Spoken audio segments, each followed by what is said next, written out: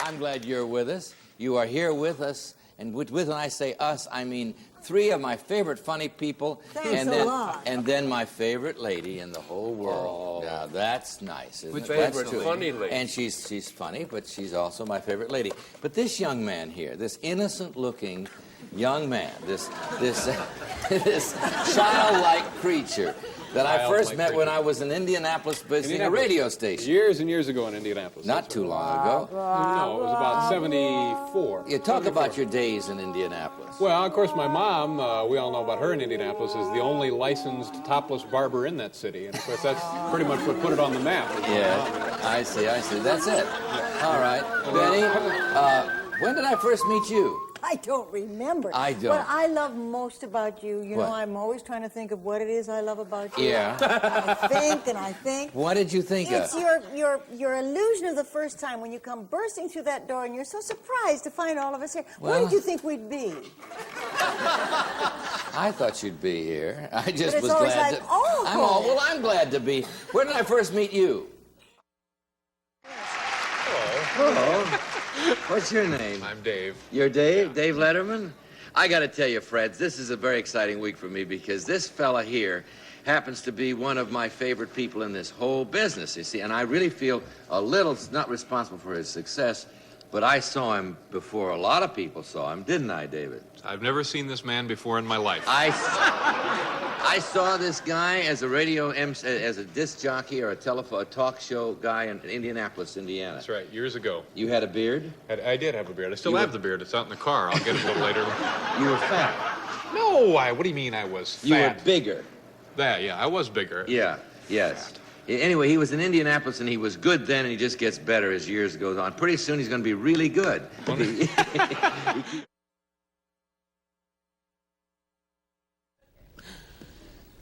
Good morning and welcome to the show. My name is David Letterman. You know, before this television program actually begins, I'd just like to take a minute or two to share something very special with you. That something special is two words: Alan Ludden. For years now, Alan Ludden has been a mainstay for millions of television viewers just like yourselves. Alan has charmed us on College Bowl, Liars Club, Password, and currently Password Plus. Other stops along the way were Stumpers and my personal favorite, Sentimental You. It's no secret that the man has long been identified with quality television program entertainment.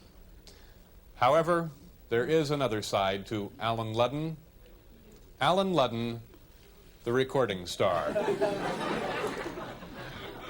On this masterpiece,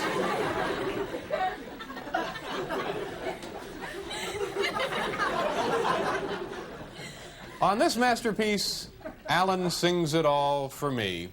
Some of the selections, of course, the Rolling Stones' big hit, Satisfaction. Surfer Girl, and of course, side 2, the Chuck Berry medley.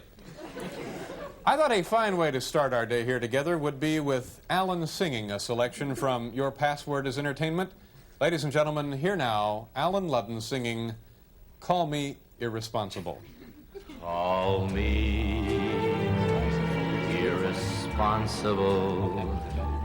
Call me unreliable. Throw in. Ah, yes. Dancing has broken out here in the studio, ladies and gentlemen. This is just a sample of the remarkable work contained on Alan Ludden's album, Your Password is Entertainment. Good news, one of you folks here today will take this keepsake item home with you. The first person to ask me for this collector's item takes it home. Who would like the Alan Ludden record album this morning? Go ahead. Don't be bashful.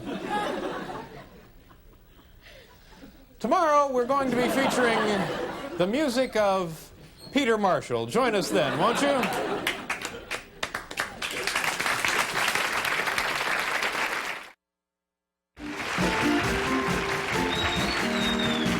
Thank you, Frank.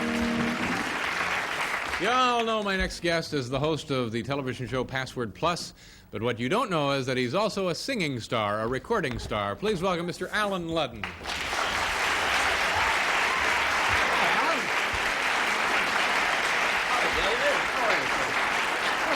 you will. Thank you. You're looking very well, very fit. You clean up very nicely. Thank you very much. We about the third day I we think did. you're putting me on. No. Don't you have a feeling that this is a put on, that he's really making sport of my ability as a singer? No. I think you are. Yes, I do. Don't you? Have you heard the jokes he made about my album, which I did very serious? It wasn't a joke when I did it. Let me explain something here. The third day of the show, Yes. we played a I cut saw off it. your album. Yeah. And Nobody take it. oh, that's right, but somebody did take it, is the problem. We no longer have the album. It was so highly thought of that it is now, actually, I gave it to a gentleman. I said, here you go, hold this.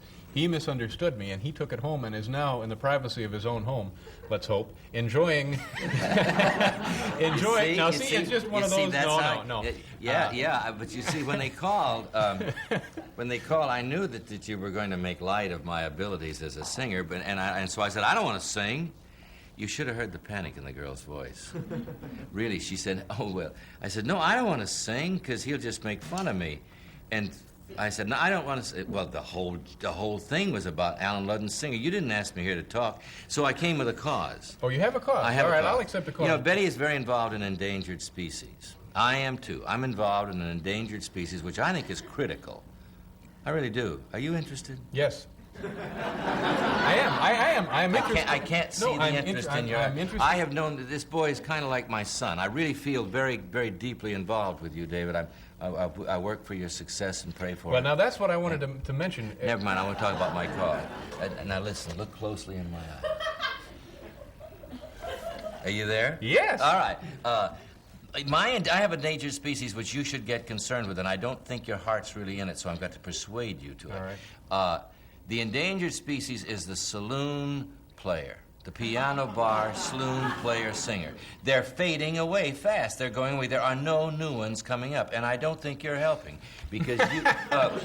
Here's the thing: there are a lot of young people around who don't know all of the great lyrics that people. Now, for instance, in New York right now, I would say there's of course there's Bobby Short at the Regency, but then there's I think the premier piano player singer is a man named Charles DeForest over at Ted Hook's backstage. Ted Hook should be paid by the Historical Society because he's retaining something that's very important. Charles DeForest knows every lyric. He knows all the good songs. He knows, and he sings them well. Then I was down at Village Green last night. A good man down there has written a lot of good things, knows all the good words. Murray Grand, he's fine. I recommend him to you. So this is what you're saying is this is an era or this is an era that may be slipping away. Yeah, you're losing all the nobody's coming up learning. Do you know these guys, Frank? Yes, he knows. He knows a lot more than I think you've allowed him to show. Let me compare a couple of. Now here's a lyric written by Ira Gershwin for a song called "Isn't It a Pity," which is one of the best Gershwin songs. It goes, isn't it a funny thing? I look at you, I get a thrill I never knew. Isn't it a pity we never met before? Here we are at last. It's like a dream, the two of us. A perfect team. Isn't it a pity we've never met before? Imagine all the lonely years we've wasted, you with the neighbors, I with silly labors. What joys untasted. My nights were sour, spent with Schopenhauer. You don't hear lines like that. Let's forget the past. Let's both agree that I'm for you and you're for me. And isn't it such a pity that we've never met before? Now, here's a big hit by Linda Ronstadt, written by Teddy... Now, let me just caution you here. We have a time problem. We do want you to sing. So I'm going to... I got it. Okay. Well, you want me to sing right do now? whatever you want. You came all the way in here for this. Well, I prepared this. Here's the lyric that the kind of young people that are learning now. This is the sort of thing you'd hear in a piano bar if this is what you hear. People say you've been making out okay. She's in love, don't stand in her way. But let me tell you that it hurts so bad. It makes me feel so bad, it's going to hurt so bad. If you walk away like needles and pins... Explain that one to me. I don't understand If that you one. walk away like needles and pins, why don't you stay and let her make it up to you? Stay. I'll do anything you want me to. You loved me before. Please love me again.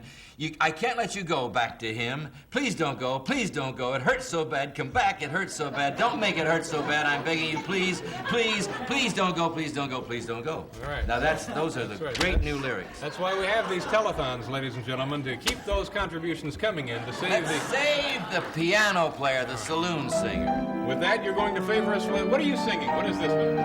You're going to tell us? Alan Ludden, ladies and gentlemen. David,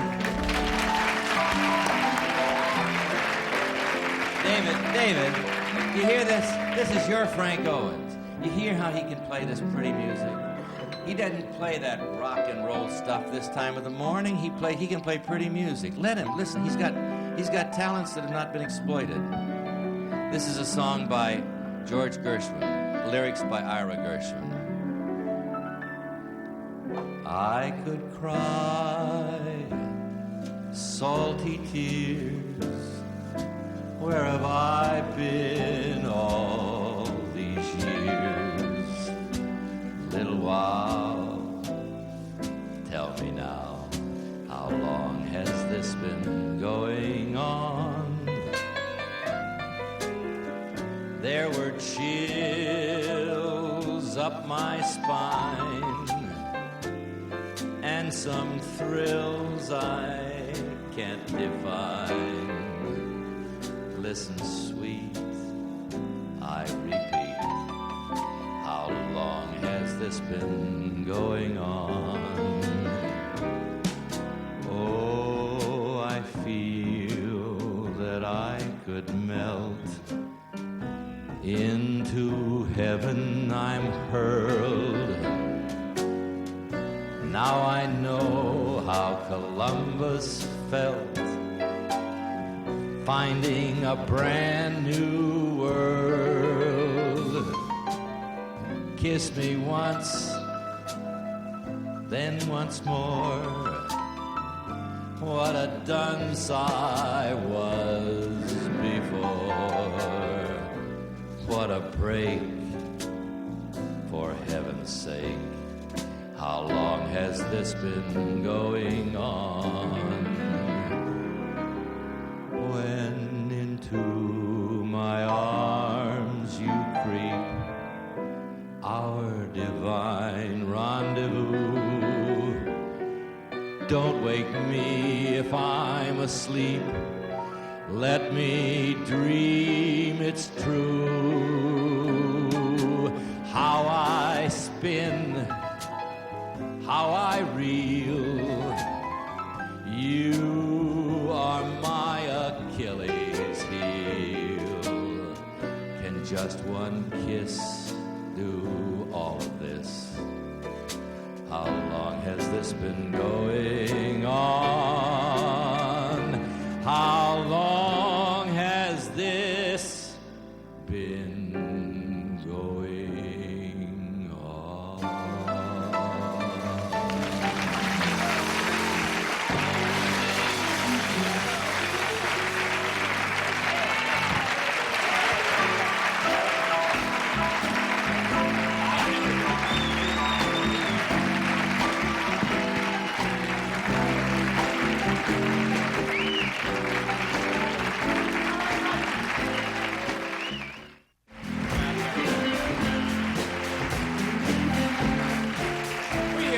We're going to take some time to talk with Mr. Ludden now, and this is going to sound sappy and like your typical showbiz story. What it actually is not.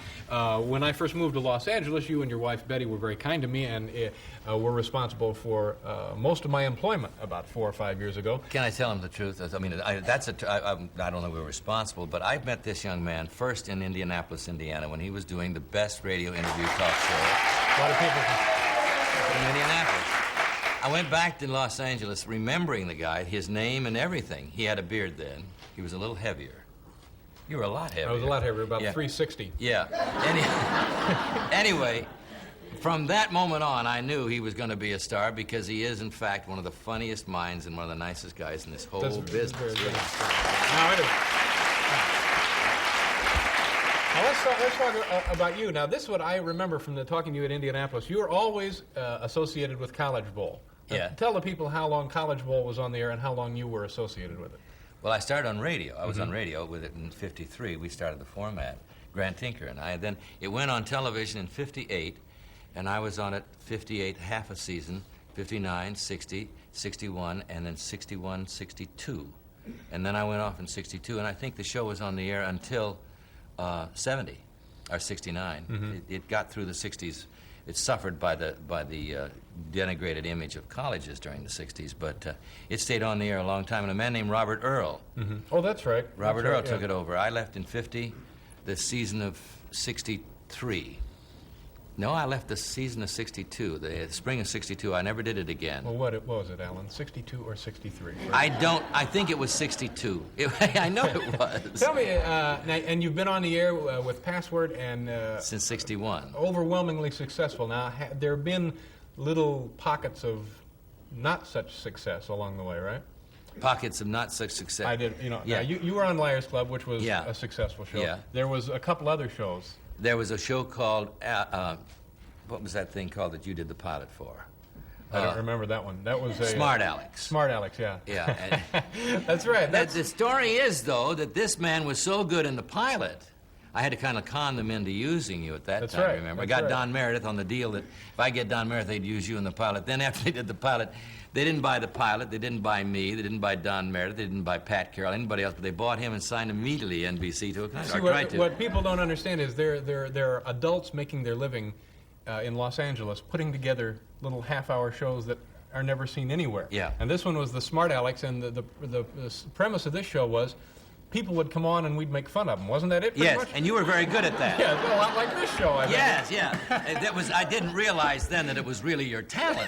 But he took the whole thing was NBC got excited with him from that pilot, and that's true, isn't it? Yeah. And then you did Liars Club, Which was a great show. Then after you were a big star and did the Tonight Show and did all that Johnny Carson stuff and all that, then even as a big star, as a personal favorite of me, he came back and did Password Plus in his jeans. Well, And his tennis shoes and his T-shirt.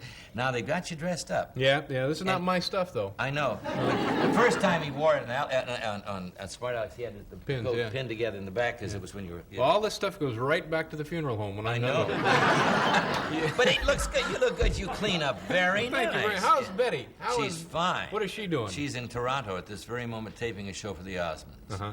And I hope she's doing well. I hope she's enjoying it. Any new animal info that we ought to be kept abreast of? I did my endangered species thing. Let her do hers. Okay. She works for the zoo and the Morris Animal Fund. She loves animals. Yeah. You do too. I do. I got I'm not sure two great dogs. You do have somebody walking them? Yeah, we I do. saw that. Your dog. Oh, here, no, that- no. that train. Was that your Oh, your yeah, dog? that was Stan. That was I Stan. know. Yeah, Stan's fine, I wasn't by the too way. crazy about that train. Now, we've received a lot of mail inquiring about how Stan is doing, and he is just fine. He is? Just fine. Your dog is. My The dog. trainer, I'm not too thrilled. Alan Ludden, ladies and gentlemen. We'll be back with that.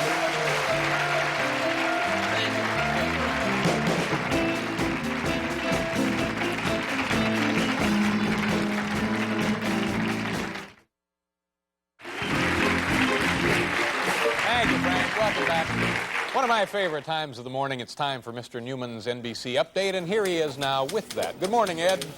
Morning, David. The Ford Motor Company and the United Auto Workers go before the United States International Trade Commission this morning. They're going to argue for restricting automobile imports from Japan. The Japanese will reply that the problem here is poor planning in Detroit and rising gasoline prices. The Consumer Energy Council, that's a consumer's citizens group, is filing suit today against the Energy Department. The council says the public has received less than 10 cents on the dollar from money collected from oil companies found to have overcharged. In the fighting between Iran and Iraq, there's a report today that the Iranians have been firing on foreign ships in the Shatt al-Arab. That's the waterway between the two countries over which Iraq is claiming exclusive jurisdiction. It appears that 2 Indian freighters have been sunk and a number of their crew members killed. On the ground, there are indications that the Iraqis are preparing to try to take Abadan, the great Iranian oil refinery. Alan Ludden, the television master of ceremonies, is in critical condition today. Ludden suffered a stroke yesterday, and the hospital in Monterey, California, says he's in a coma.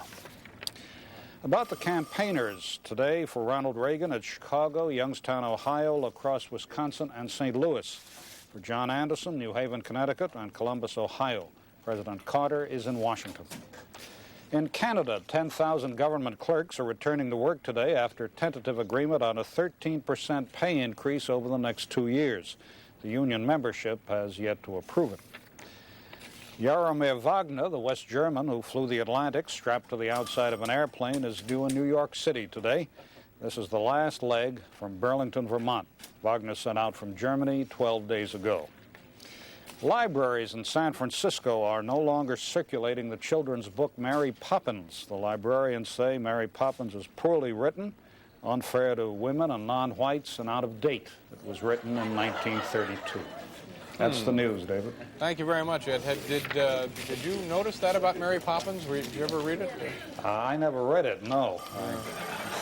You know, Jaromir Wagner, he'll be in town tomorrow, correct? Yeah, well, he hopes to make New York today. He was due to leave Burlington, Vermont this morning. We haven't had word that he's actually taken off, but he was due to do so. Yeah, and you've chronicled this journey for us from day one. We have. And and a source of pride to us all, hasn't it? But anyway, to make a long story short, we're trying to have Mr. Wagner on our show tomorrow. Any chance of getting Mary Poppins on the show?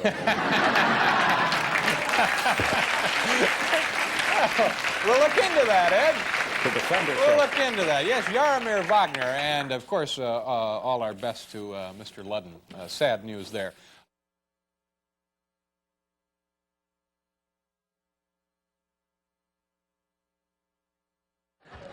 All right, and now, ladies and gentlemen, we have the battle of the recording artists. First, let's start with Alan Ludden. This is Alan Ludden singing "I Hadn't Anyone Tell You." Now, we're going to vote on these after you've heard both entries. Alan Ludden, "I Hadn't Anyone Tell You." I hadn't anyone till you. Okay, that would be number one. And here we have Richard Chamberlain, TV's Dr. Kildare. Again, "I Hadn't Anyone Till You." I hadn't anyone till you. That's more for the kids, I guess, that one. All right, now let's vote for your first, Alan Ludden. All right. Richard Chamberlain. No getting around it. Richard Chamberlain, the big winner tonight. We have to go away for a commercial. We'll return to meet Mr. Albert Haig, folks. Come on back.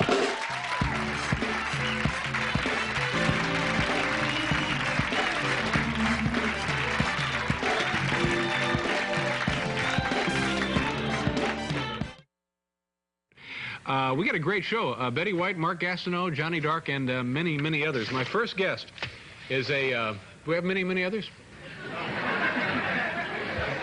My first guest tonight is a talented and charming human being. She is currently starring in a show on this very network called Golden Girls. Please say hello to Betty White. Hey.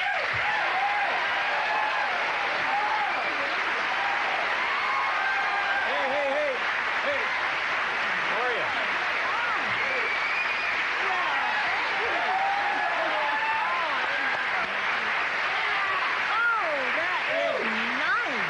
How are you? Hey, you clean up pretty good. Well, thank you very much. You look good as always. Well, you look nice as always. You don't want to say you look good. No, You good. look, Is it? I had a chance to be good and I turned it down. But congratulations. Now this is a big time. This is a hit show, isn't it? oh, it is so exciting. We can't be coy about it. We are just all on cloud nine because it suddenly began to take off. Yeah. And well, it's just the greatest fun I think any of us has had. Golden Girls is on every Saturday night. Now, what is the way? Explain to people what it is here. Who are these people? How old are they supposed to be, and where are they living? These are four ladies who live together in a house in Miami. There's Dorothy, who's a divorcee, and Blanche is a widow who owns the house. That's played by Rue McClanahan. Dorothy is Bea Arthur. Bea Arthur's mother, Estelle Getty moved in with us when her retirement home burned down. Something terrible happened to this woman, didn't it? That's right. Well, she had a stroke, and Yeah. it took out her mental censor. So she says everything as she really means it. Yeah. No There's no dissembling. filter. Everything goes from the brain right out the mouth. What she really thinks of you. Yeah. We know people like that. And then I play Rose, who's just a little off-center. She's just a little slow on the pickup. She's about 2 beats behind life. You're kind of you play, and I mean this in a real good way, you play a stooge, don't you? Yes, I absolutely do. But no, I mean, Right. And whenever, when everything else fails, Dorothy does everything but hit me over the head with a newspaper. but it's very funny. And I know I'm sounding like somebody who talks about television shows all day, but it's a great cast, and it's very funny, and the performances are terrific. Oh, aren't you, Ellen? We are having such a good time. It shouldn't happen to 4 ladies of our age and weight, but we are really having a good time. Your age and weight. And how do you get along with B. Arthur? Is she a nice woman? Oh, well, now, can we really just tell what she really is like? It's not easy, David. It is not easy to work with that woman. She makes my life sheer hell. She really Oh, I tell you, she is so wonderful. Well, She's real loud and pushy, isn't she? She is. She underplays underplaying, but she just, well, all of them, that it's so wonderful to work with pros that when you throw something out, you're going to get it back and better, and then you throw it back and they get something back to you. It really is something to play with that kind of a team. This is silly. We don't want to beat this to death, but congratulations. Oh, yes, we do. on the show. No. No. Now, tell me about Thank you. what was this Appreciate show I have here? This is your biography. This is your professional life condensed into a paragraph. Isn't that? Is that my life? It makes you feel insignificant, doesn't it? It's big. This is your FBI. Oh, that's a radio show. That was a radio show. I got that by accident. There was another actress, Betty White, and I showed up, and they said, well, we wanted a blonde lady. The other Betty White. I wasn't blonde at that time. Then I got suddenly struck blonde not too long ago. But there was no time to recast, so that's how that's in my What part did you play on This Is Your FBI? Were you kicking indoors and stuff, or what? No, I think I said, good morning, sir, or Merry Christmas. Those were the big radio parts I had. What was the show we were talking about this afternoon you did in Los Angeles? I believe it was a TV show, 5.5 hours a day, 6 days a week. The Al Jarvis Show for 4 years. The Al Jarvis Show? Sure, the Maple Leaf Ballroom. And there was a TV show? TV show. What time would it come on? It would come on at like noon, and we'd go till 6:30. And it was it was really Christmas, New Year's, Thanksgiving. I never spent a Christmas off the air in my life. 5.5 hours? 5.5 hours live, doing commercials, live commercials. But after the first year, didn't they cut it back to 5 hours? No, you have to rest this up. No, matter of fact, Al left after the second year to go over and do a show over at ABC. An even longer show. And They he promised Al. probably, and then Eddie Albert came in for 6 months, and then it was easier to give me the show because I had been there the longest, so I inherited Well, what the kind of show. things would you do? You'd come on, and he'd introduce the cast, then what? Well, the cast consisted of the 2 of us. Yeah. At first, I was his girl Friday. And anybody that would stick their head in the door, we were on the street, and there was a door that opened, and they'd look in and see what was going on. We'd interview them. And we were the only game in town, so anybody who'd come through town would do our show, because it was, now which Was shows this a are you popular doing? show? Well, we were the only game in town. We gave the race results. Yeah. And people, Would you watch did. Al take a nap in the afternoon? And then we had Dr. Ernest Wilson, who would come on with a religious message, and he was so thrilled because he'd follow the race results, which got him into all the bars in town, and he got the message across. We have to do a commercial here, and then we'll be back. Good. We have did 58 of them in one day. How many? 58 commercials? Live ones. That's like a month's work for us.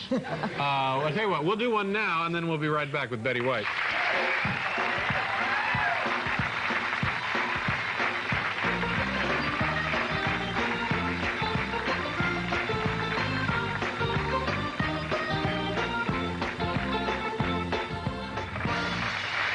See the sky cam? Oh, yes. There it is.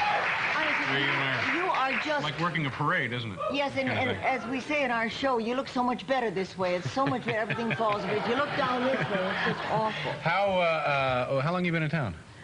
Since last night. And how long you gonna be here? As soon as we get through here, I'm heading for the airport. Yeah. Oh, so what did you do last night? Have a lot of fun? Go out? I went dancing last Really? night, Where? if you want to know. At Regine's. Really? There's no fool like an old fool, and I had a wonderful time. And company? A big group by yourself? No, just with well, I don't go there by myself. I don't Am I know. going I to don't- stand up there and dance by myself? I don't know. I don't would go get in the place. arrested, wouldn't I? No, I think people would be happy to have you. I'll try again. Now, how late were you there? I got back to the hotel about 3. Oh, Isn't that silly? But I didn't have to get up till 5:30, so that Mr. was Big Shot. okay. 5:30 you were up? 5:30 I was up, and we've been doing a couple of shows today. What have you Well, done? you know what it is, and this is a publication here. I have heard. I finally saw it here at your show.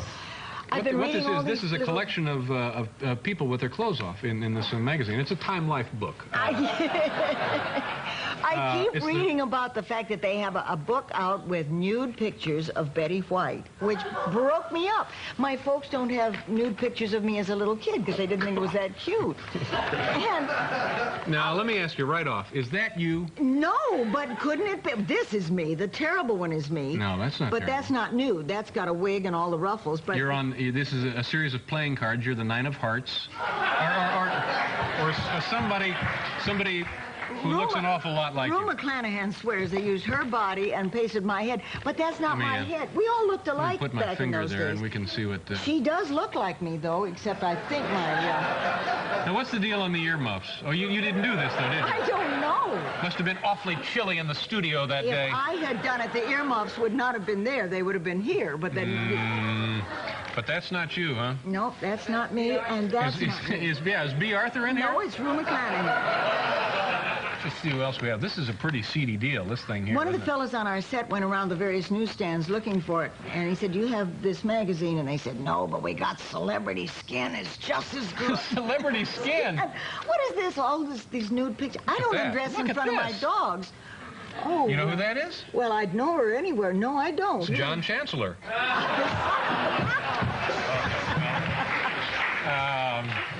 So you're leaving right now? I'm leaving right now, but thank you for the generous plug. Oh, and all thanks for that being here. stuff. Come back anytime, and congratulations and good luck again on the show. I hope it's on a long, long time. And say goodbye to Stephanie for me, will you? Stephanie. Oh, Stephanie. Yes, No, but- she's long she's gone. gone. Yeah, I she's see. long All gone. right. Nice to see you again. Thank you. Thanks, Right. Betty. Take care. We got to go here for station identification.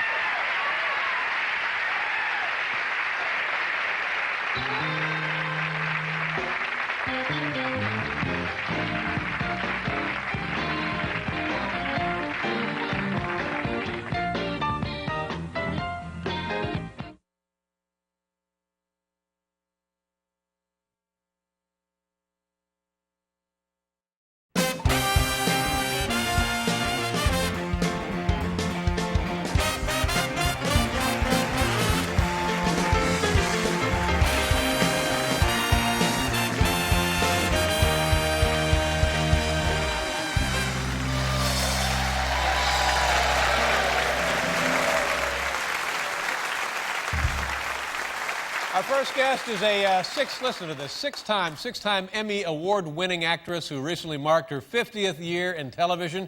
She is one of the stars of the CBS program Ladies' Man, but to me, she'll always be my favorite golden girl. Ladies and gentlemen, here's Betty White. Betty, come on up.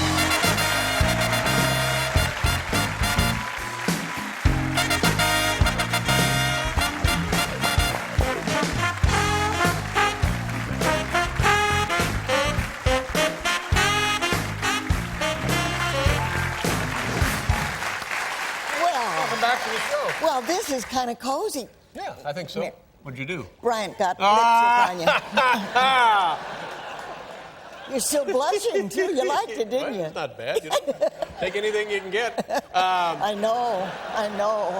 You know, you and I have known one another a long, long time at this point, and I'm not saying that but it's true. We go way back. Well, Do you know where we first met? Yeah. I do. My husband, Alan Ludden, Right. met you. You interviewed him in That's right. Indianapolis. Right. And he was so impressed with you that when you came out to Los Angeles... What was he doing in Indianapolis? I know what I was doing, but why was he there? Going around doing, publicity for passport. In those days, you had to go from city to city. Right. Now they bring the cities to you, which is wonderful. But they And I had a little nickel dime radio show, and he was nice enough to come by and we chatted. and you really impressed him because then he was putting a pilot together, and when you came to Los Angeles, he asked you to be. The pilot didn't sell, but you sure Is did. that right? I kind of remember that. Yeah, that's right. And Sure. then there was a show called Liars Club where Right. we all lied about the objects. I loved that show because you was could just fun. make up anything you wanted. I know, it's kind of like I've spent 50 years doing that. But But that show was like never as big as I thought it ought to be. Of course, the same could be said for this show. But but here it is. Oh man, take a look at this. This is a good picture. This is, of course, there's the lovely Betty White right there. See, there's Betty White. I look like Buddy Hackett's son. Yeah. But whatever you said must have been pretty bad for me to react like that. Oh my God! Wow. Oh, it was fun though. We You had know, a good but seriously, in that era, that was like the late '70s. Everybody looked a little fruity. time. Unlike now, of course. So 50 years, is that true? What you started, of course, obviously when television was live, doing all. What did you do? I started when television started. We were on 5.5 hours a day, 6 days a week, live. Yeah. And what were you doing then? I mean, About what you're doing now. it had to- not as well. I'm sure it was more than this. No, we didn't have, and we'd have guests that came through. But what was the show? It was the Hollywood on television, and mostly it was commercials. Mm-hmm. And of course, in those days, so I'm not kidding. It was like one long 5.5 hour infomercial, 6 days a week. And you would do, obviously, you'd have to do these commercials live. Live, because we couldn't put tapes in there. Tape wasn't invented Right, yet. right. And so one day, the most we ever did in one day was 58 commercials. Yeah, somebody would, we had a few people kick in their sets, but not too many. What kind of stuff? I mean, who was buying time in those days? Well, you had to ad-lib them. The sales department would come in and they'd hand you a sheet of paper, and you didn't ever want to read them, so you'd try to remember. Well, I got real carried away. They do that in the middle of the show. I got real carried away at this one point that it was a wonderful idea. I thought a great product. It was something you attach to your kitchen sink, and you put soap in there and then turn the water on, and soapy water would come out. Sure. I had just looked at it very quickly, and you know how you blank on a word sometimes? Right. I could not come up with the word faucet. I tried, and soapy water comes out of your your gizmo. Well, I could have done better. But we had a cameraman. I've been to the doctor for that, as a matter of fact. No. We were on one camera, of course, and we had a cameraman one of those people who, when he laughs, water comes out of his eyes. Yeah. So I couldn't see his face. I would just see these drops of water from behind the camera. Well, of course, that's all it took, and we were gone. I think we were off. The strangest thing, though, about that, we never had to do that commercial again. Went away. It went away. We all had a wonderful time, but the sponsor didn't quite see it the way we saw it. And you did a lot of game shows? Because in those now it seems like game shows are back. They're really not back, because in those days you had them all day long in 2 or 3 networks. Oh, all day everybody would Yeah. sit there and watch, but you had to come up with the stuff out of your head. You just couldn't, and that's dangerous in itself. Well, you were the match game? Match Game, well, you remember Match Game with Sure. Gene Rayburn. The fun of Match Game was that you had these 6 celebrities, and they all had, you give 6 celebrities cards and marking pencils. I mean, that's like giving bananas to chimpanzees. Now there's a show. Yeah, believe me, some of my best friends. But they'd ask you, the way the show worked, it was cold blank. It could be cold shower, cold water, whatever. And then the end game was you had to come up with 3. They'd give you a word, and then you had to fill 3 of the terms. So they gave us the word willow. Willow. You want to try it? Well, one thing is just kind of like flashing now in my But mind. there has to be 3 Yeah, no, things. I can't get beyond that one thing. In other words, you're thinking weeping willow. No, that would no. That No? Would, all right, now I see that there could be 2. Yes, Now yes. I see that. Okay. There's always tit willow. See, Willow didn't Yes, come to me either. No, that's it. So it was Willow. It was Willie, too. It was Willie, too. Oh, yeah. So really, what the 3 choices would have been what? Weeping, pussy, and tit. Yeah, it was perfect. Legitimate game, and it was. You Oh, try my that with God. the likes of Richard Dawson and Charles Nelson Riley and Brett Summers. How'd you like to be on jury duty with me? I love it. Oh, my can God. see that. Talk some more about Alan Ludden. How long were you guys married? We missed 18 years by 3 days. Well, that's close enough. Yeah, 18 years is very good. 18 How did happy you meet? years. On Password. Is that right? I was a guest on Password, and we just... I had seen him on GE College Bowl for years, Oh, and he had that's seen right. me on What Life a with a... great show that was. Wasn't College that... Bowl. He Fantastic. made up that game out in the backyard on a yellow... Is that right? Yep. Oh, he loved that. Yeah, it was terrific. And he'd work with the youngsters. That was his pride and joy. Yeah. But then at one point, GE College Bowl and Password were, one was 1/2 hour, and then on another network, the other was that way, and he had to make a choice between the two, and that was a tough choice. So he picked the lucrative one, which was Password, and that was a good choice. So, yeah,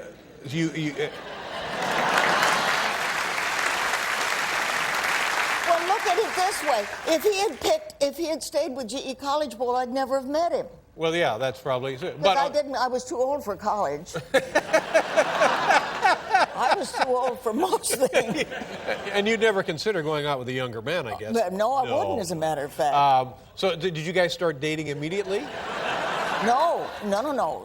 But our agents booked us into summer stock on Cape Cod. And so he brought his wife had died, and he had these 3 great kids. So he brought the kids to Cape Cod, and I met there, and we did a show called Critics' Choice. And it was delightful. I was going very steadily with somebody at that point, with Phil Cochran, and who was And Phil Cochran is... Flip Corkin in the old Terry and the Pirates that was based on Phil Cochran, who was a war hero. He was a fighter pilot, war hero? Fighter pilot, yes. And so Phil came up to see the show, and at the end of the play, there was this lovely reconciliation scene and a tender kiss, and that was it. Well, Alan knew that Phil was in the audience, and he held that kiss, and he held that kiss, and and it was such a sweet moment that I couldn't very well pull away. It would change the whole ending of the show.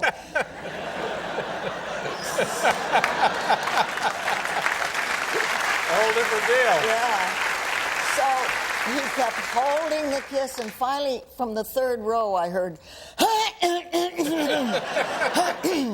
it was Phil, and afterwards, Phil said, "I don't like Alan Ludden." Yeah. I said, "Everybody likes Alan Ludden. He's yeah. one of those people everybody That's right, likes." yeah. He said, "I don't."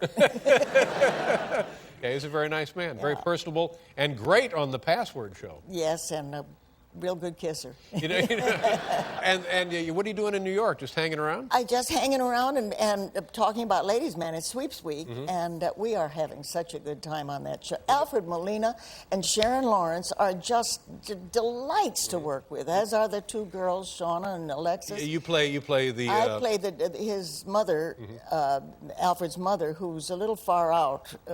She has her own agenda, you might say. And you steal the show. Oh, yeah. Oh, yes, of course. Absolutely. Absolutely. Hands down.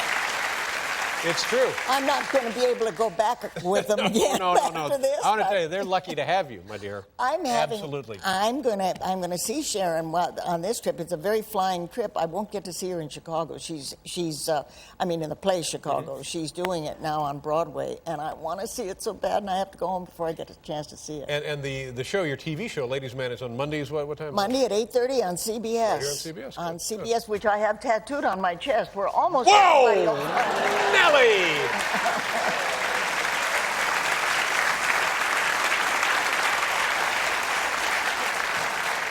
The heck with CBS, you could have Columbia Broadcasting System on your chest. Thank you for your vote of confidence. Kind of an ugly thing to say, wasn't it? No, I like it. God bless you, my broad dear. is broad. Thank you for being here. Thank you, darling. The lovely Betty White. We'll be right back.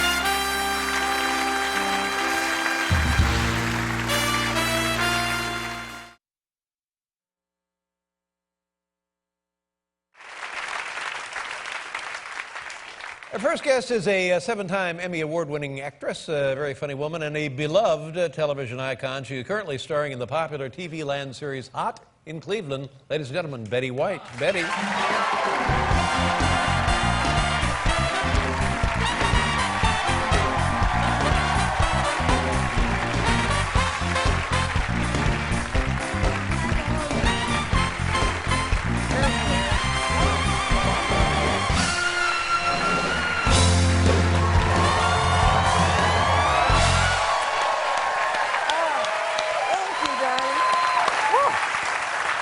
How you doing? I'm doing fine. How Happy are New you Year. doing? I'm all right, Betty. Well, Well, it's great to see you. You look fantastic, and happy birthday. well, thank you. I appreciate that. For an 89-year-old broad, I couldn't be happier. 89 years old. 89 years. You're the same age as my mom. Oh, really? Yep, and she looks great also. You both fantastic-looking women. The last thing in the world I want to think of is being your mother. There was one thing I did want to ask you, Yes, David. ma'am. Who is the president of China? That's exactly what I'm trying to tell you. Who is the president of China? Oh my gosh, where do we begin? What a year. I was talking to somebody upstairs, and people have known you as a star in television for a long time, but in the last year, you're like the best known person in show business. Oh, I'm not that, but my gosh, you're talking overdose is what you're talking. No, Yeah. it's a nice thing. Yeah, well, but now Regis is leaving show business. I think he's only doing it to set an example for me, hoping I'll do the same. And I won't.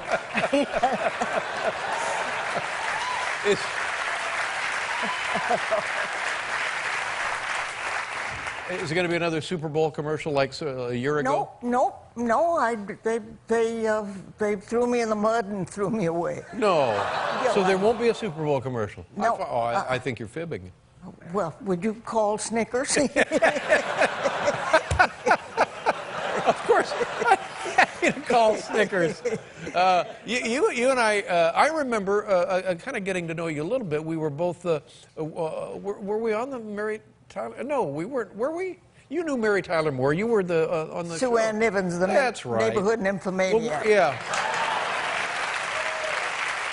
But I knew you before that somehow. I knew you and your husband then, Alan Well, Ludden. because Alan had done a show with you in Indianapolis, and That's right. he fell in love with you. He really thought you were the best. You and your husband were always very nice to me when I came to California. Very nice to you.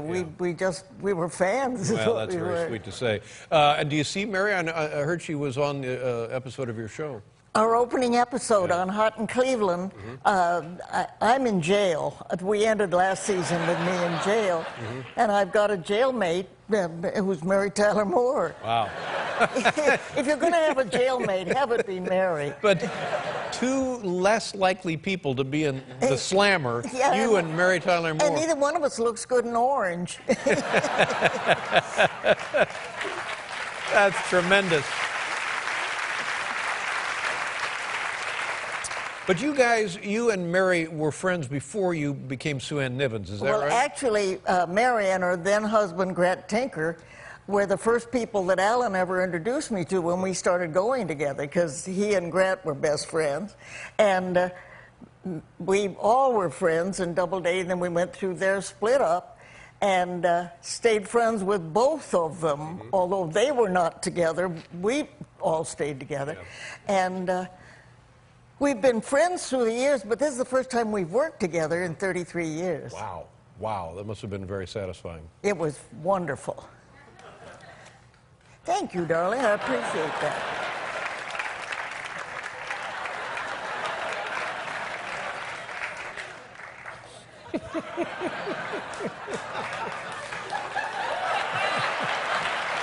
Are you all right?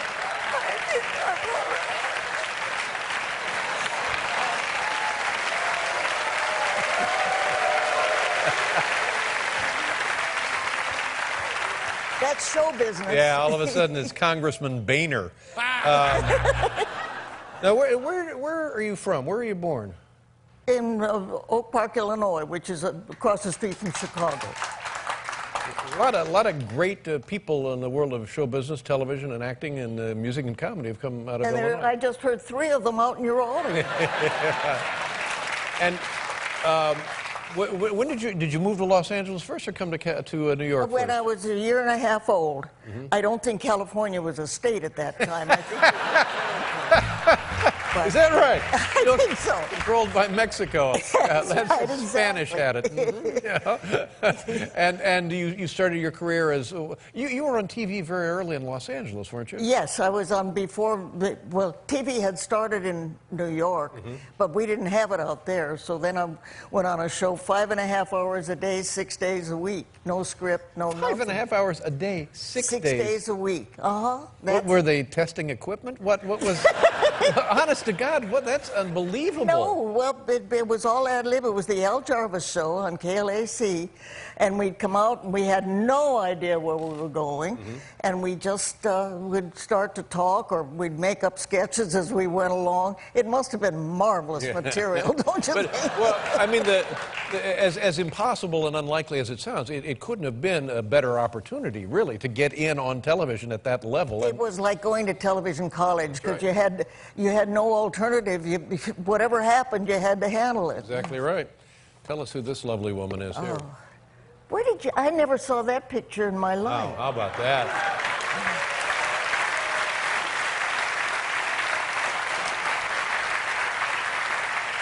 Did some time modeling? Is that magazine work? Is that what that was? No, I never modeled in my life. That must have been a still on a commercial or something. That's beautiful. I don't Very know. nice. Or maybe it's somebody else. I don't know.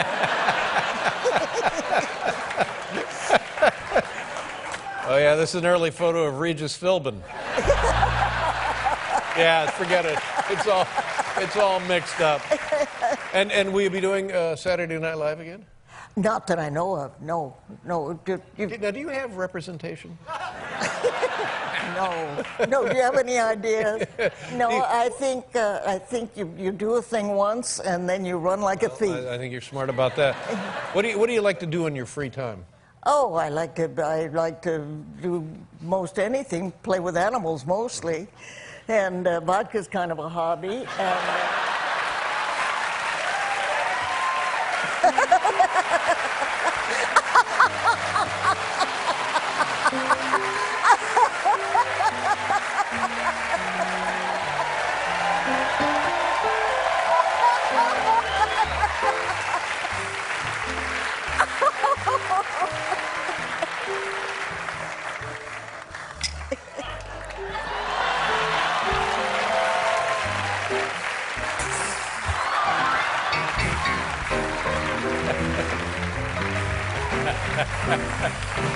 Hot in Cleveland, Wednesdays at 10 p.m. The lovely, the one, the only, Betty White. Thank you so much. Good to see you again. We'll be right back with the Kardashians, Kim and Courtney, everybody. There's no tender. I need your love. I need your love. I need your love. I need your love. Bring it on, baby. Bring it on, baby. Bring it on, baby. There you go. My goodness. Yeah, well, sounded great in like 1963, 64. See that? Sounds great now. It's all in the song. Kirshner knew it was all in the song, and that's an example of it. It's a great song, lives forever. It's interesting. Before the show, there was a guy in the audience, and he came up to me, and I don't know what happened to security. And he asked me, he said, I'm such a huge Betty White fan, and is there a chance that I could give her a hug? Now, typically, believe me, we don't do this, but the guy seemed sweet and nice and harmless to me, eunuch-like. So I said, okay, and I cleared it with Betty. And Betty, come on out if you don't mind. And the guy is Brian Tetta from Camden, New Jersey. Come on up. This is going to be great. All right.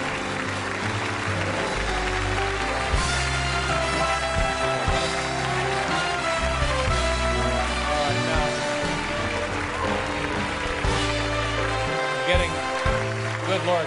Hey, Biff, stop that. Get him out of here. That's it. Break it up. Go. Beat it. Thanks, Betty. No, hey! For the love of...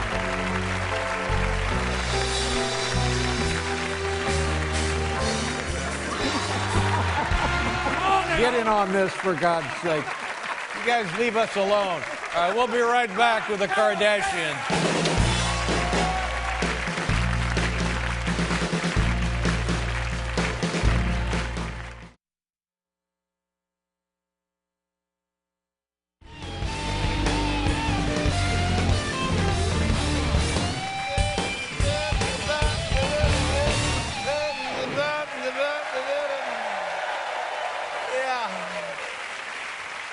Look at this. There she is, ladies and gentlemen. Couldn't be lovelier. First guest is seven-time Emmy Award winner. How about that? Seven-time Emmy Award winner. Wow. Yeah, a very funny woman and the author of this brand new book entitled If You Ask Me, and of course you won't. It's currently available in stores. Ladies and gentlemen, here's the lovely Betty White. Betty, come on out here.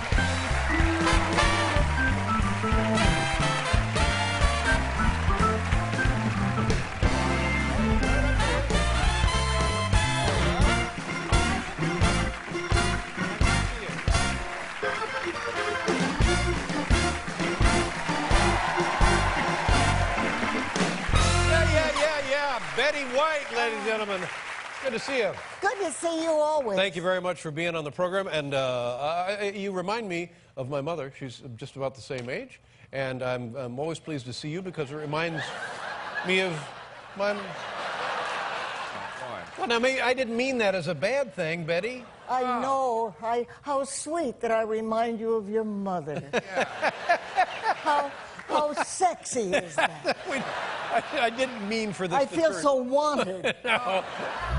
Well, now we can work something out. Listen, congratulations on... you know what I like about this? Where were you born, by the way? When? Where? Where? Oh, when, you know. Oak Park, Illinois. Across the street from Chicago. All right. Sit down, yeah, everybody. Please. We don't want another one of those down. Egyptian things going on here.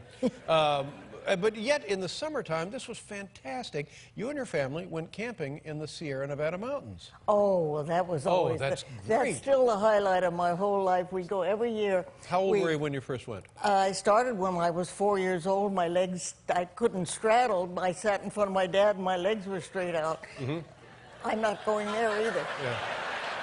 But the beautiful, beautiful High Sierra country. Boy. We pack all our supplies, our food supplies, on muleback, and then ride a 2-day pack trip in. Oh, my gosh. And we'd never see another living soul for 3 weeks. This is the real deal, then, isn't it? Real deal. And as a kid, did you appreciate it and take to it immediately? Oh, I used to count. You know how some kids count from Christmas to Christmas? Mm-hmm. They can't wait. I counted from June to June till we could do that. Yeah. And what did your folks do that you allowed them to, or that they knew about this wonderful experience? What did they do? Your dad, what did your dad do for a living? He was a salesman and vice president of Kraus-Heinz Company. They put the floodlights up over the Rose Bowl and the Coliseum and stuff like that. So you, was this where your early appreciation for animals came? Animals and wilderness, and the fact that we could go for 3 weeks and never see anybody or anything except once a bear roamed through camp and all the chipmunks and oh God, I would go tomorrow. I would go tonight. It's a tremendous. I mean, honestly, I wonder if that experience for kids these days isn't missing or maybe not as possible as it was in earlier times. Well, our wilderness is disappearing as we speak. Yeah, well, that's good. I really admired that about your family when I was reading about that in the book. Now, when you know everybody in show business now. Everybody, well, I know you. Yeah. So, do you? I sometimes, when I see people, for a second, it's that push-pull thing, like, oh, are you, maybe not. You can't kind of put the name with the face. Do you go through any of that? Oh, that is the worst thing in the world. I can remember names pretty well, and I'm pretty good at that. But faces, I cannot, they just disappear. I guess because I see so many people all Mm-hmm. the time. And all of a sudden, you'll know somebody's a celebrity, and everybody else in the room knows exactly who it is, and I can't come up with the name. Yeah. And it's bad enough for an ordinary person, but for a celebrity, you hurt somebody's feelings a lot. So I try, and how do you spell your last name? And they say, with an I. Does you no good at all, does it? Oh, no, it doesn't Yeah. it doesn't get you anywhere, but Yeah. it's really a scary feeling, though, for that moment. For that 1 second, sure. But, you know, all that counts is they know who you are. To heck with them. Yeah, well, no, I always say, hi, I'm Betty White. Right. I'm 89 years old. No, I don't, but I usually do. But I say that thinking they'll say, oh, yeah, so-and-so. Sure. And they say, oh, hi, Betty. Yeah, they Doesn't don't give help you a bit. Have you, and this is a personal question, you don't need to answer it if you don't want to, but you're such a lovely woman, and I was wondering if there was a time Are when you coming on to me, David? Yes, I am. Yes, Mom. Here I come.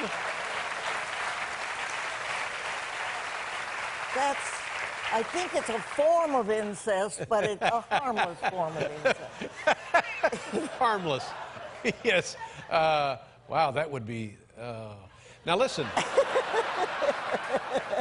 The question, have you ever thought about having any a little, you know, plastic surgery? You know, a lot of people in show business. I had my eyes done in 1976. Alan, my beloved Alan Ludden husband, he said, get these sacs taken out, and you'll be glad as you get older. And so I let the rest hang out, or gravity took over, you know. But I just decided, well, no point. If it ain't broke, don't fix it. Yeah. Well, you look tremendous, by the way. You're Just a sweet great. lion. Just great.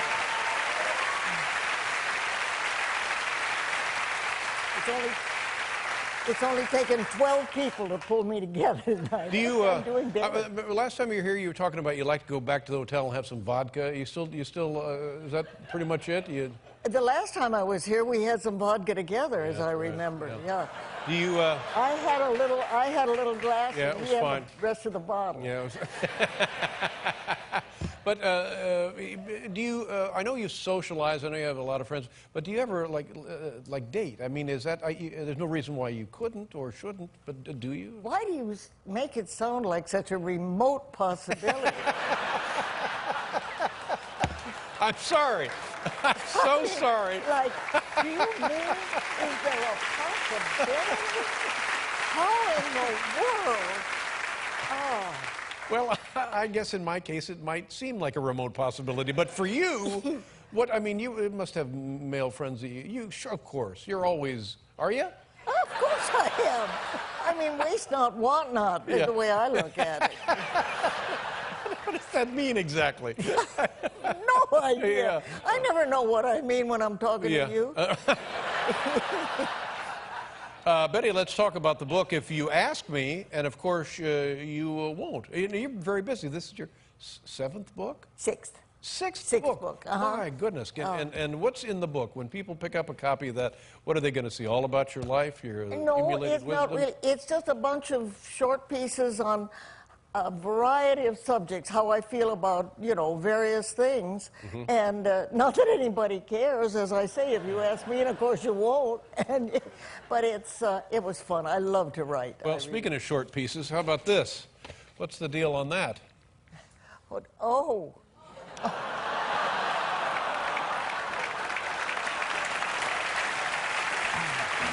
Kill me. It was a... Just kill me. Go ahead, kill me right now. I'm so sorry, I lost a bet.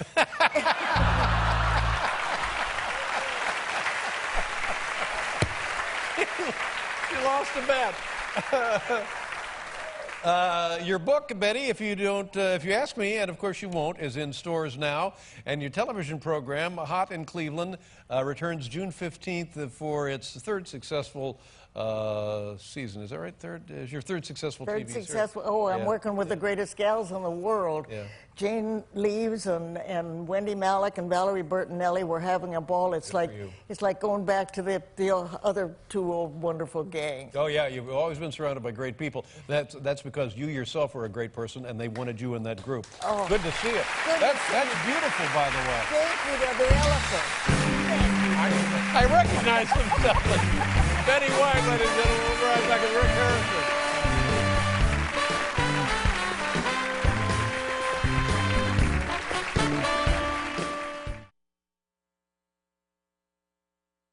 Yeah, that's right. Ladies and gentlemen, here's tonight's top 10 list. Let's go.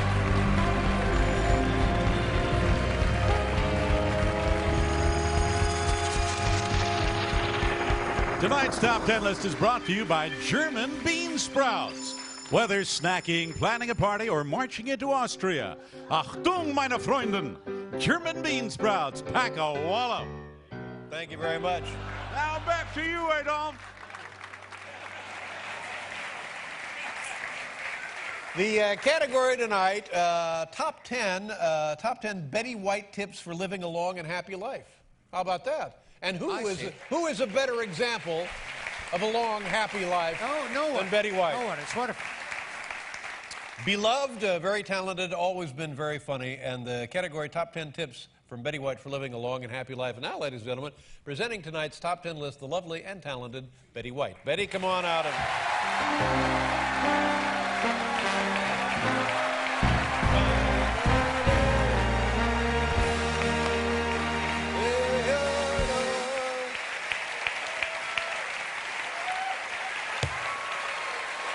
Betty White, ladies and gentlemen.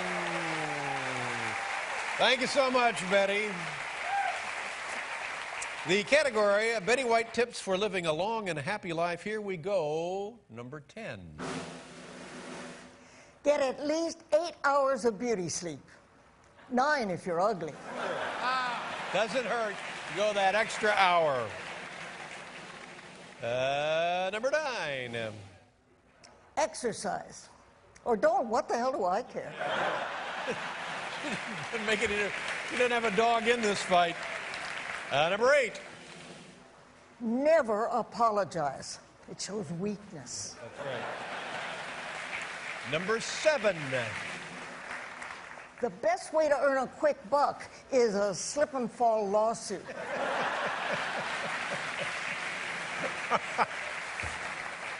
Number 6.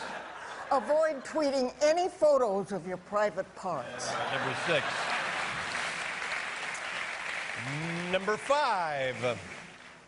Schedule a nightly appointment with Dr. Johnny Walker. Yeah, yeah, buddy.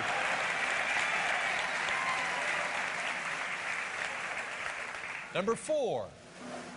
Take some wheatgrass, soy paste, and carob. Toss in the garbage and cook yourself a big-ass piece of pork. Number 3. Try not to die. Exactly. Number 2.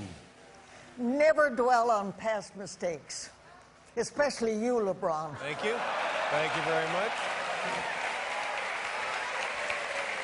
And the number 1 Betty White tip for living a long and happy life.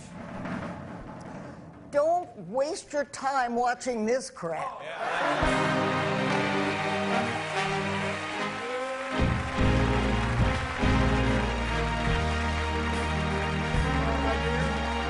Thank you so very much. The lovely Betty White, ladies and gentlemen. We'll be right back with Admiral Mike Mullen, everybody.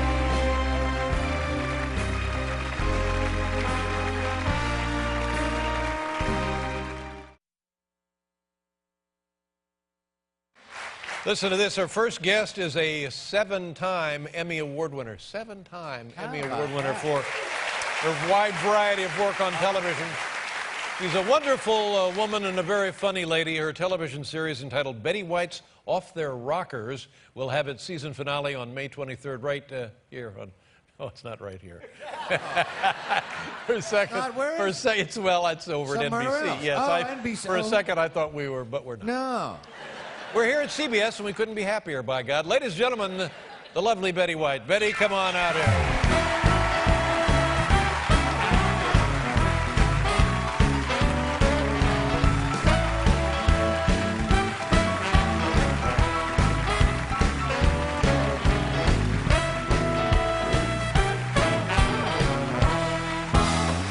Betty White, ladies and gentlemen.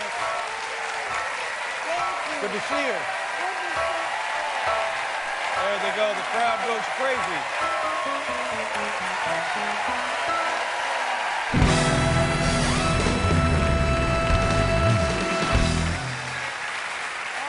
You look lovely, Betty. Well, thank you. So do you. Well, I don't know about that, but Yes, thank you yes, for I being do. here. And it was a big day, I guess a big day for you. Tell them what you did earlier this afternoon. Oh, this was a day and a half.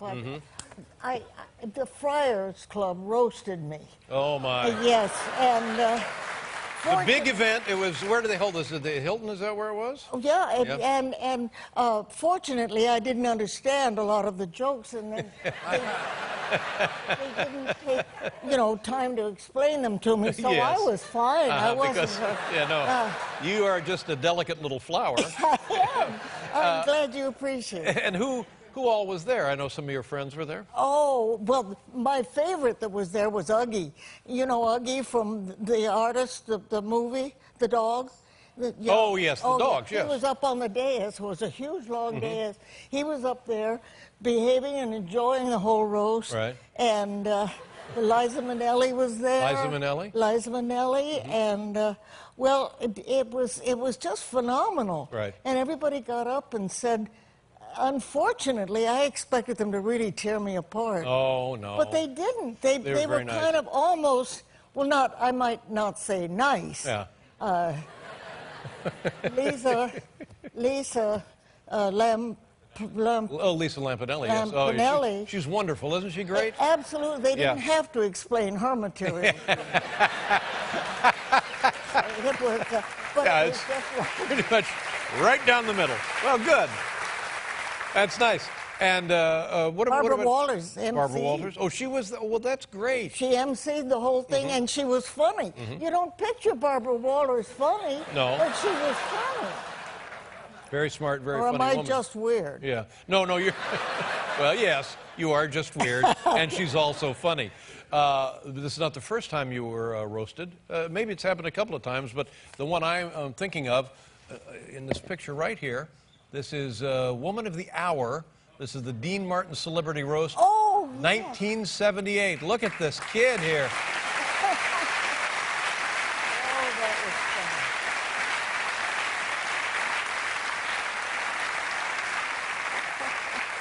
funny. Beautiful.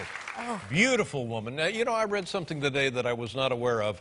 When you were were on the on the Mary Tyler Moore show, they had second thoughts about casting you because you and Mary Tyler Moore were such good friends. I didn't know that. It was to be a one-shot, the Happy Homemakers, Right. Sue Ann Nivens. Sue Ann Nivens. Neighborhood nymphomaniac. And so they said, well, we want somebody icky sweet, an icky sweet Betty White type. Yeah. And they said it just like that, and they meant it just like that. And they said, well, we can't do that because Betty and Mary are best friends, Right. and it might make it awkward for Mary if it doesn't work well. Well, I guess they couldn't find anybody icky sweet enough because they finally said, well, look, it's a one-shot. She's not gonna Right. kill us. Let's have her on. So, it makes you feel really wanted,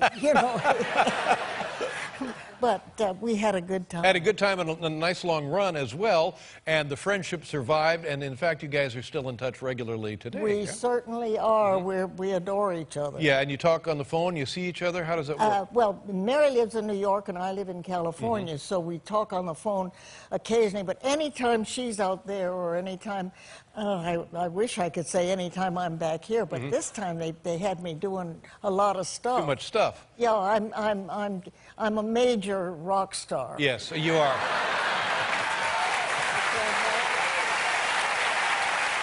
We all have to bear the burden.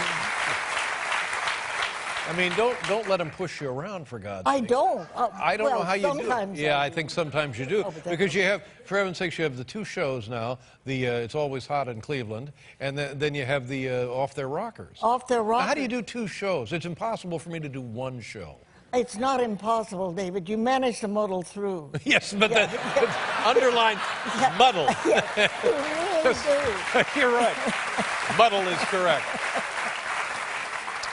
And the Off Your Rockers show is it's been picked up for another season. Is that correct? At NBC, and it's it was a very popular show in Europe. It started in Belgium, in Brussels, and it's one of those hidden camera Right. shows where the older people, you know, the senior citizens, prank younger people. I mean, they'll stage a situation or something that the youngster thinks is Right. real, and it's not. Yes, and it's doubly awkward for the kid because they don't know whether to laugh at old people doing their various activities That's or right. not. Yeah. And we want to make them as uncomfortable as That's right. possible.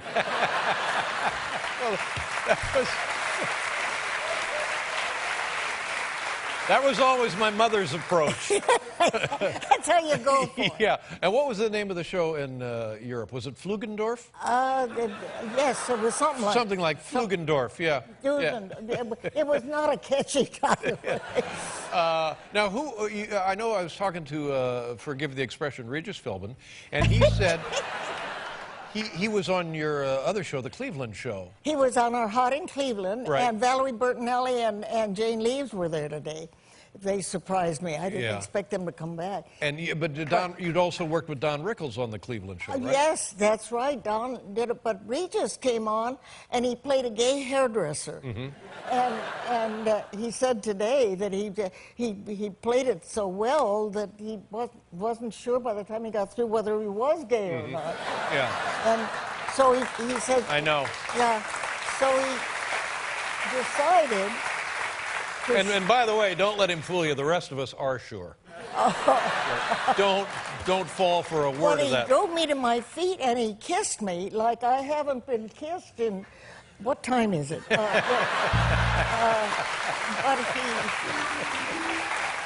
Oh my! he really let me have it. He let you have it. Well, no, he just kissed me. Yeah. Wow. All right. You got a whole different story. Now listen, Betty, it's you're going to be 90. You're going to be 91. What are we looking at? No, I'm not going to be anything. I did all that in January. I Yeah. turned 90. Yeah. I get confused because as I told you, my mother is 90. She's going to be 91 in July, so I know you two are nearly the same age. Yeah. Yeah. Oh, it's marvelous. And all of a sudden everybody says, well, how do you feel? How do you feel different? I don't feel any different. Gravity takes over, but otherwise not. But I just feel What were you doing to yourself just then? nothing. Never have. What was that maneuver? Do you drink? Do you ever have a shot? A little taste? Throw something back? Oh, certainly. Yeah. What is your drink of preference? Grey Goose, because I'm an animal lover.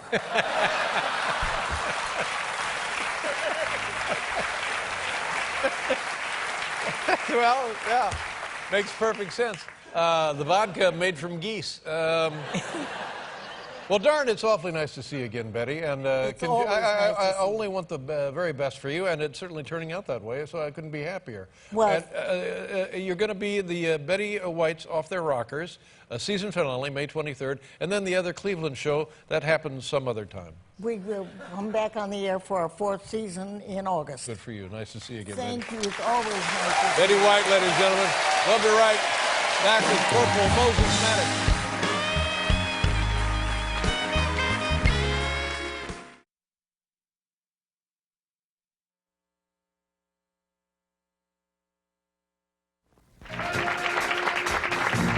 Hi there, and welcome to the Miss High School pageant. I am Alan Ludden, and this is Betty White. Thank you for being here with us.